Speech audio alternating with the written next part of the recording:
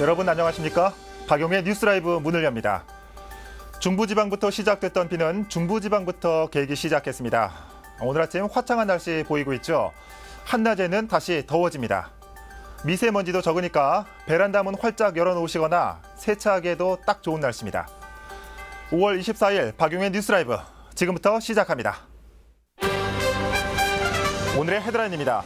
소녀상을 공공조형물로 지정하기 위한 조례안이 종로구의회를 통과했습니다. 하지만 기부 체납과 심의 절차를 거쳐야 합니다. 예년보다 강수량이 적어 가뭄이 우려되는 가운데 연간 4만여 톤의 쌀을 생산하는 파주시에 모내기가 한창입니다. 의정부시 장암동 빌라 철거 현장에서 건물 외벽이 무너지면서 포크레인 운전자가 사망했습니다. 공구 도매상이 밀집되어 있는 천호동 공구거리에 불황을 이겨내기 위한 제도약이 시작됐습니다.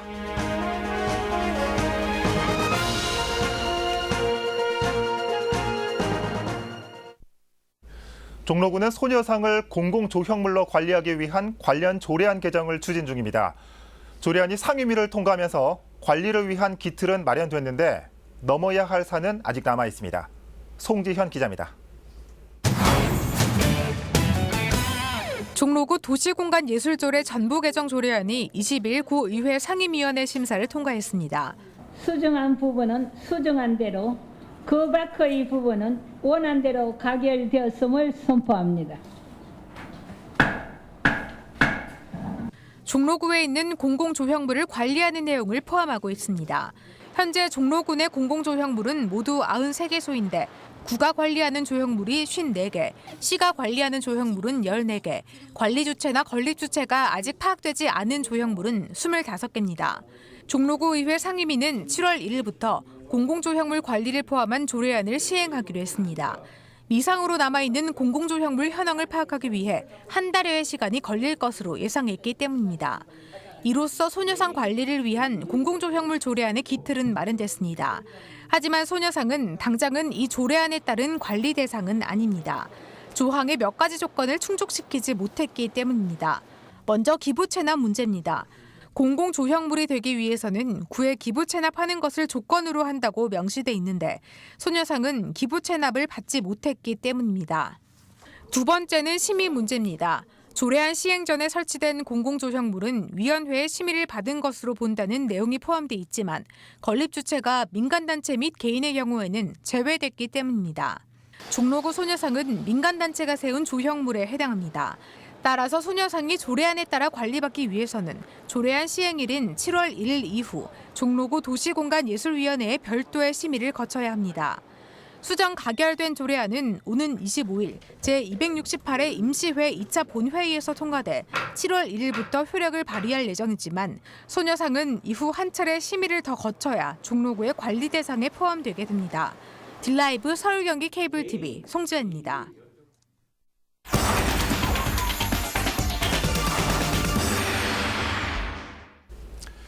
네, 앞선 기사에서 보셨듯이 종로구가 공공조형물 조례안을 제정해 소녀상 관리를 위한 기틀을 마련했습니다.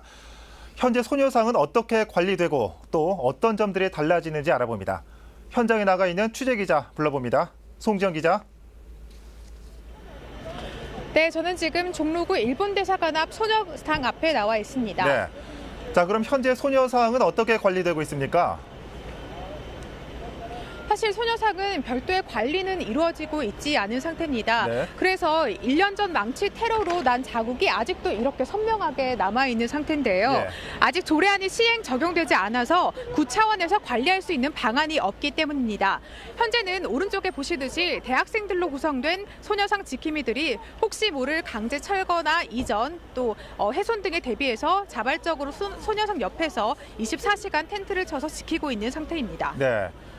이 종로구 공공조형물 조례안이 만들어졌죠. 하지만 이 아직까지는 소녀상 관리는 포함되지 않는다고요? 네, 그렇습니다. 내일 임시회에서 공공조형물 조례안이 통과될 예정이지만 네. 아직까지 소녀상이 그 조례안의 관리 기준에 들어오지는 못합니다. 예. 기부 체납 문제와 위원회 심의 문제가 남아있기 때문인데요. 하지만 이 소녀상을 위해서 만들어지는 조례안인 만큼 이 빠른 시일 내 조치가 이뤄질 것으로 보입니다. 예, 낙관적으로 전망하고 계신데, 자, 어떻습니까? 이 공공조형물에 포함되면 이 관리적인 측면에서 어떻게 달라지는 거죠? 일단은 관리 대장이 기본적으로 작성이 되고요. 네. 또 소녀상 주변이 깔끔하게 유지가 되게 됩니다. 또 혹시 이제 이전 또는 철거를 해야 할 경우 위원회 심사를 거쳐야 하기 때문에 예. 함부로 이전 또는 철거가 이루어지지 못하고요. 또 훼손을 했을 경우에는 이 조치가 취해지게 됩니다. 이외에도 원주시와 같이 CCTV를 설치하거나 조명을 설치하는 등의 방안도 마련될 것으로 보입니다. 그렇군요. 어떻습니까? 이 종로구 외에도 서울시 다른 자치구에서도 소녀상 건립 추진이 계속해서 이뤄지고 있다고요? 네, 그렇습니다. 성동구에서는 이 주민들로 구성된 소녀상 건립위원회가 설치가 됐고요. 네. 또 도봉구와 강서구, 금천구 등 세 개의 자치구에서 이 소녀상 건립 추진 위원회를 만들어서 자치구 상에서 이 소녀상 건립을 추진하고 또 조례안 마련도 제정 중인데요. 네. 이 다른 자치구에서도 소녀상 건립에 관한 관심이 지속되고 있는 만큼 종로구의 조례안도 잘 마련이 되어서 1호 소녀상이 잘 관리되길 기대해 봅니다. 지금까지 종로구 소녀상 앞에서 전해드렸습니다. 네, 송지현 기자였습니다. 지난달만 하더라도 이 조례안에 오타가 나고 내용이 부실하다는 이유 등으로 심사가 보류됐는데 이번엔 통과가 됐네요. 종로구 연결해봤습니다.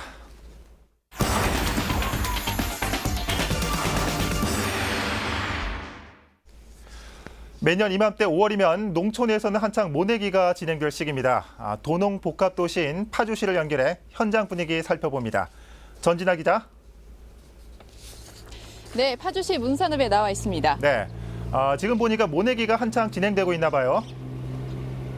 네, 모판에 벽실을 뿌려서 키운 모를 논으로 옮겨 심는 작업이 한창 진행 중인데요. 네. 요즘은 이양기라는 기계를 사용해서 손으로 직접 심는 전통적인 풍경은 좀 보기 어려운 모습입니다. 이양기 한 대가 하루 평균 최대 10,000평까지 모를 심을 수가 있는데요. 여기에는 판이 1,000개 정도가 소요된다고 합니다. 이렇게 벼농사를 하는 파주시 전체 면적은 7,000헥타르. 거기서 연간 쌀 생산량은 35,000톤에서 4만 톤을 오가고 있습니다. 예, 그러게요. 정 기자 말대로 논에 들어가서 손으로 모를 심는 그런 모습 기대했는데 기계로 다 진행되고 있군요. 어떻습니까? 모내기 시기가 조금씩 빨라지고 있다고요?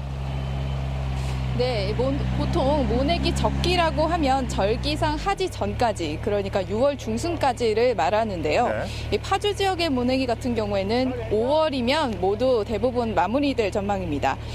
논에다가 직접 벽실을 뿌리는 것보다 모판에다가 키우면 빨리 모가 더 자라기 때문에 네. 그만큼 모내기 시기도 앞당겨진다, 이렇게 보시면 될 것 같습니다. 그렇군요. 그럼 지금부터는 농민 얘기를 좀 직접 들어보도록 하겠습니다. 서영석 한국쌀전업농 파주시 연합회장 나와 계십니다. 안녕하십니까? 안녕하세요. 네. 도시민들, 특히 아이들에게는 이런 풍경 자체가 굉장히 낯설 텐데 네. 어떤 작업을 하고 계신 겁니까? 네, 이제 소비자 식탁까지 가는데 99번의 농민의 정성이 들어간다 하는데 한 달 전에 육묘상자에다가 파종을 해서 지금은 이제 옛날에는 손으로 모내기를 했는데 이제 기계화가 되다 보니까 지금 이제 동시이양제라고 해서 비료하고 같이 모내기 행사를 하고 있습니다. 네. 이렇게 심은 벼는 언제쯤 어떤 과정을 거쳐서 수확을 하게 될까요? 네, 이제 벼를 심어놓고 이제 한 50일 정도 관리에 들어갑니다. 물 관리라든가 그다음에 이제 논두랑 제초 작업 후에 이게 만생종이니까 참듬이는 품종인데 10월 한 중순경에 추수를 합니다. 네, 그렇군요. 이 파주에서 생산이 되는 한수이 쌀이라고 하죠. 네네. 이 쌀의 특징을 좀 설명해 주신다면요? 특히 파주는 한강과 임진강 주변에 비옥한 그 토질에다 이제 이 벼를 파종하기 때문에 특히 파주에는 이제 장단 300이라 가지고 옛날부터 임금님 수라상에 올라갔던 쌀, 그 다음에 인삼, 콩 이렇게 있습니다. 그래서 특히 이제 우리 농업기술센터하고 농민하고 합심해서 지금은 이제 소비자 입맛에 맞는 품종을 참드림이라는 품종을 저희가 이제 파종을 하고 9개 농협이 고품질 쌀과 미질 관리를 해서 통합 RPC를 운영하고 있습니다. 이게 이제 한수위 쌀의 특징이라고 할 수 있습니다. 네, 알겠습니다. 말씀 잘 들었습니다. 네. 전진아 기자, 올해 비가 적게 와서 모내기 어렵지 않겠느냐는 우려도 나왔는데 파주 상황은 어떻습니까? 네, 농림축산식품부에 따르면요, 올해 전국 평균 강수량이 155mm로 예년의 60% 수준이라고 합니다. 경기도 같은 경우에는 지역별로 상황이 좀 다른데요. 이곳 파주를 포함해서 경기 북부 지역은 임진강물을 끌어오는 등 물대기에는 큰 어려움이 없어 보입니다. 예. 반면 남부에서는요, 저수량이 30%도 되지 않는 곳까지 나오면서 이 가뭄 피해가 굉장히 우려되고 있습니다. 네. 때문에 농식품부는 영농급수 대책비로 경기도 등에 40억 원을 이미 지원을 했고요. 네. 앞으로는 상황에 따라서 간이 양수장 또는 관련 장비도 지원할 계획이라고 합니다. 지금까지 파주시 문사는 모내기 현장에서 전해드렸습니다. 네, 전진아 기자 수고했습니다. 자, 농촌의 일손도 모자랄 텐데 저희가 농민분 인터뷰한다면서 너무 많은 시간을 뺏은 건 아닌지 모르겠네요. 자, 올해 농사 잘 되길 바라겠습니다. 파주시 문산읍 연결해봤습니다.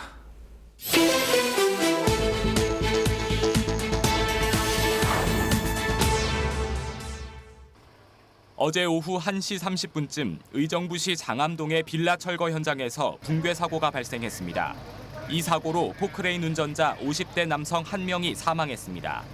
소방당국은 빌라 철거 중 건물 외벽이 포크레인 운전석으로 넘어와 운전자가 갇힌 것으로 보고 정확한 붕괴 사고 원인을 조사하고 있습니다.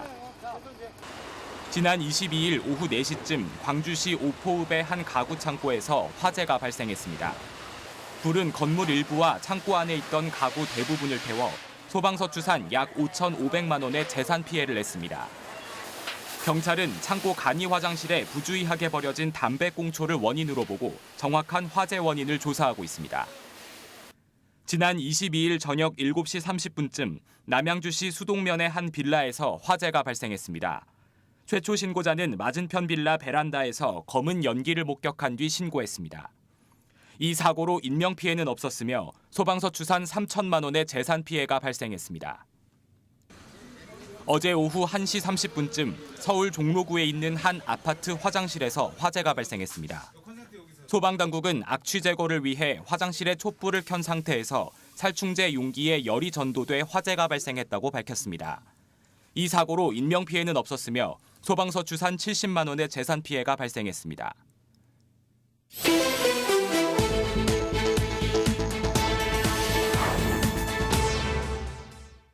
공유 씨 좋아해. 공유 좋죠. 잘 어울리는 사람이 하면은 괜찮은 것 같아요. 심표머리? 그거 괜찮은 것 같은데 저는. 여름에는 더워지니까 앞머리 까면 더 시원해 보이고 하니까. 사소하지만 알찬 정보를 알려드리는 위클리 TV입니다. 남성의 이미지는 흔히 머리빨이라고 하죠. 그만큼 남성들에게 헤어스타일은 중요한데요. 오늘 이 시간에는 여심을 저격하는 남성 헤어 손질법에 대해 자세히 소개해드립니다.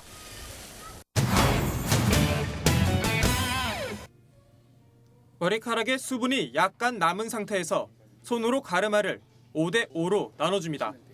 세련미를 더하고 싶다면 4.5대 5.5 비율도 좋습니다. 앞머리카락은 뒤로 잡아당긴 상태에서 드라이기로 반원형을 만듭니다. 반원형 모양의 가르마는 스프레이로 고정하고 옆과 위, 뒷머리카락 순으로 손질을 시작합니다. 손질 방법은 고데기로 머리카락의 중간 부분을 잡아 바깥 방향으로 뻗치듯 잡아 당겨주면 됩니다.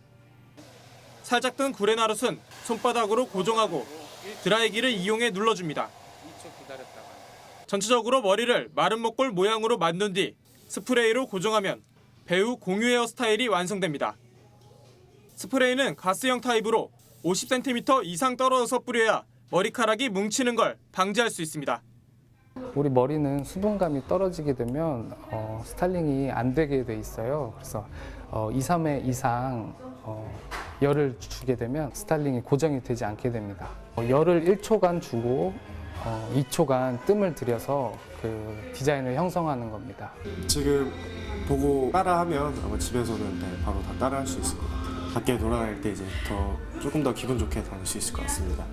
몇 가지 핵심만 알면 일명 쉼표 모양의 헤어스타일도 만들 수 있습니다. 기본적으로 공유 헤어스타일의 손질법과 동일하지만 가르마는 5대5가 아닌 2대8입니다. 올린 머리카락의 끝부분은 헤어롤을 이용해 말아주는 게 중요합니다. 헤어롤로 만 머리카락을 드라이기 열로 고정한 후 아래로 내려주면 가수 그레이의 쉼표 머리가 됩니다. 지금까지 여심을 저격하는 남성 헤어 손질법에 대해 알아봤는데요. 모발의 손상을 방지하기 위해선 좌우로 번갈아 가면서 머리를 말릴 때 뜨거운 바람과 찬바람을 섞어서 해주는 것이 좋다는 것을 잊지 마시기 바랍니다. 지금까지 위클리 TV였습니다.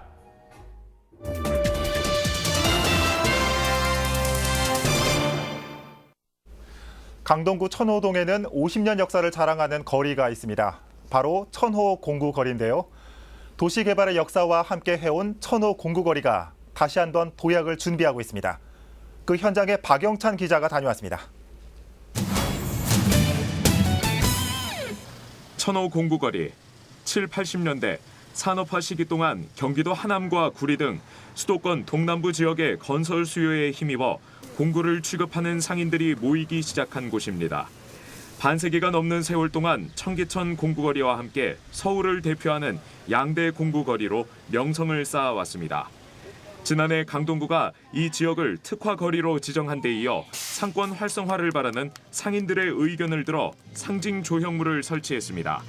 천호 공구거리 상점가의 조형물이 8년 전에 설치가 됐었는데 규모가 너무 작고 또 많이 낡아가지고 우리 상점가 주민들께서 좀 새롭게 바꿔달라 이런 요구에 의해서 오늘 이렇게 개막식을 하게 됐습니다.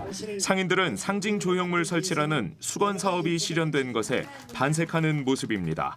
특히 지난해부터 건설 경기가 하강일로에 접어들면서 불황을 맞았던 만큼 이번 조형물 설치를 공구거리 재도약을 위한 마중물로 삼겠다는 계획입니다. 기쁜 날입니다.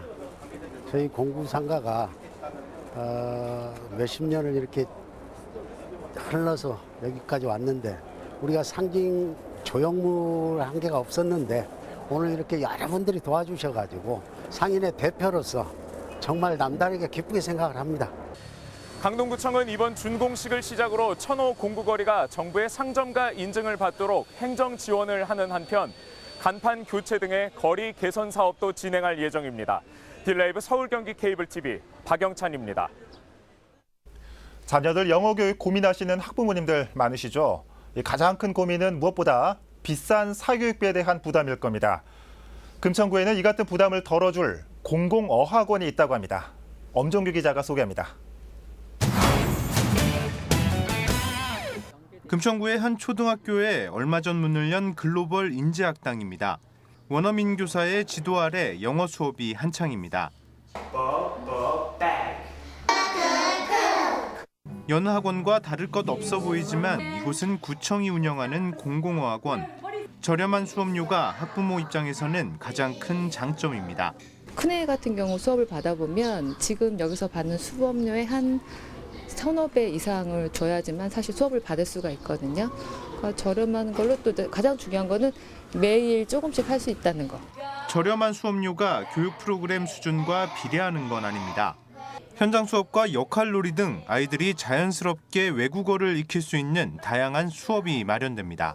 외국어에 대한 어떤 두려움을 먼저 깨야 되기 때문에 저희는 외국어를 배운다는 말보다는 그냥 몸으로 익힌다. 선생님만이 하는 것이 아니라 아이들이 항상 같이 참여해가지고 서로 상호작용을 하는 영어고요. 금천구는 현재 시흥과 독산 이렇게 두 곳의 공공어학원을 운영 중으로 현재 가산 권역에 한 곳을 추가 설치할 계획입니다. 우리 금천구 학생들이 그 영어에 대한 접근 기회, 외국어에 대한 그런 접근 기회가 늘어나서 타구에 못지않은 그런 우수한 학생들을 길러낼 수 있지 않을까 그런 게 첫째 바람이고요. 지난해 영어 사교육에 쓰인 돈은 약 5조 5천억 원. 공공어학원이 영어 사교육비 부담을 줄이는 대안으로 주목받고 있습니다. 딜라이브 서울 경기 케이블 TV 엄종규입니다. 마포구에 위치한 서울 화력발전소를 지하로 옮기고 공원으로 조성하는 공사가 한창 진행되고 있습니다. 2019년 말 완공 예정인데 하지만 공사가 끝나더라도 변전소는 그 자리에 남게 돼 반쪽짜리 공원이 될 우려가 제기되고 있습니다. 신승훈 기자입니다. 마포구 당인동에 위치한 서울화력발전소입니다. 지난 2013년 6월부터 발전 설비를 지하화하고 지상에 공원을 조성하는 공사가 한창입니다. 오는 2019년 말까지 지상 공원과 새로운 발전소 사옥 그리고 복합문화예술 공간이 들어설 예정입니다. 하지만 현재 사용 중인 두 곳의 변전소가 그대로 존치하게 돼 주민들의 불편이 계속될 것이라는 주장이 이어지고 있습니다. 이만평 이상 공원을 봤는데 그 안에 변전소가 있다는 것이죠. 그러면 그 공원 안에서 변전소면 그 전자파가 많이 나올 건데 어떤 공원에 대한 의미가 있겠는가? 전자파 나오는데 어떤 사람들이 와서 한가롭게 그 변전소 앞에서 이왕을 즐기겠냐 이거예요. 변전소를 이전하거나 지하화해야 한다는 주장은 지역 주민들이 2013년에도 지적했던 문제입니다. 공원과 어울리지 않는 시설이라는 점과 전자파로 인한 피해 등이 우려되기 때문입니다. 하지만 당사자인 한국전력은 공사비 부담 등을 이유로 이를 꺼리고 있는 상황입니다. 마포구도 변전소 문제를 관계기관에 건의하고 있지만 아직 별다른 해결책을 찾지 못하고 있습니다. 이것은 이런 상태에서 발전소가 지하에 들어갈 때 지상은 공원은 안 된다. 미관 조회 및 그 혐오 시설인 변전소 이전 또는 지하화에 대해서 한국전력공사와 이렇게 꾸준히 협의를 했고 특히 중부발전산업통상자원부 기획재정부 등 관련 기관에 오랜 기간 사실은 이것을 요구를 해왔습니다. 발전 설비를 지하화하고 지상부를 시민들의 휴식 공간으로 돌려주겠다며 진행하고 있는 서울 화력발전소 지하화의 총 사업비는 1조 181억 원 규모입니다. 변전소를 옮기는 데 필요한 예산은 1,000억 원 정도로 예상되고 있습니다. 딜라이브 서울 경기 케이블 TV 신승훈입니다.